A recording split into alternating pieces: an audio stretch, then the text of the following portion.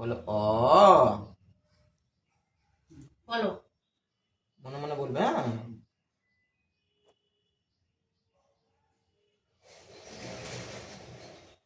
বলো আ। বলছো তো মনে না? ঠিক আছে, জোরে বলতে পারলে জোরে বলো। মনে মনে বলেছে। বাচ্চা তো ভয় পেতে পারে।